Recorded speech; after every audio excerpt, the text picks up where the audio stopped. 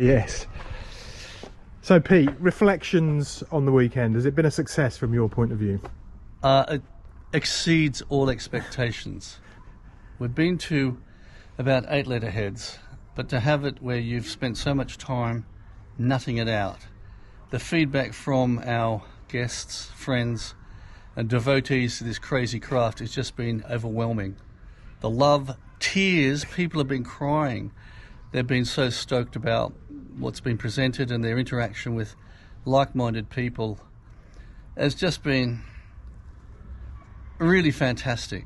And another thing is that the venue has been praised for being so historical, so airy, so atmospheric, and staff have been on point, helpful, excellent stuff.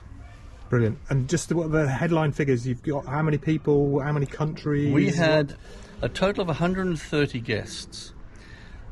Our active signwriters were 103, representing 14 countries.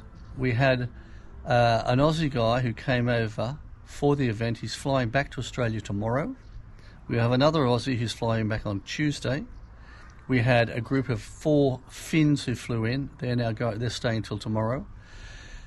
We had Irish, Scottish, Welsh, Belgians, Swiss, Danish,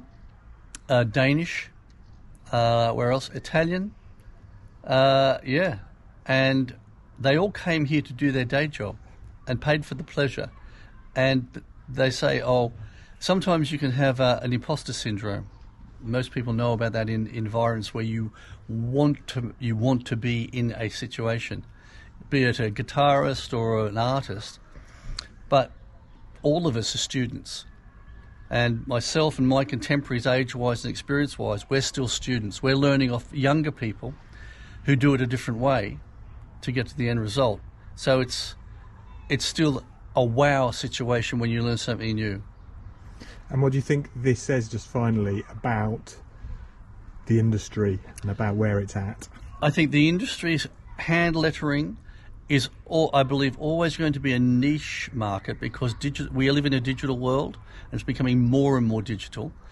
But there is a whole, we presented an award for, let's say, a talent spotting award, you could say, to a 21-year-old young man who has worked with experienced people, and they have spotted his talents, not only of let's say, the skill of art, let's say, but being on time, being flexible, showing thinking ahead, those sort of skills to run a business.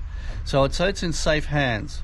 Another curve on that is that the retail market has a financial ceiling, it has a price mark. So there are a category of signwriters who are doing signs as art, and they are being sold. Like, there was one guy, he has done a masterpiece of art, and he has made a print of that with a very complex process of pressing and making it embossed. He sells those for £500 a print. In one day he sold £30,000 worth of prints. So he has got a craftsman's eye, but a businessman's eye.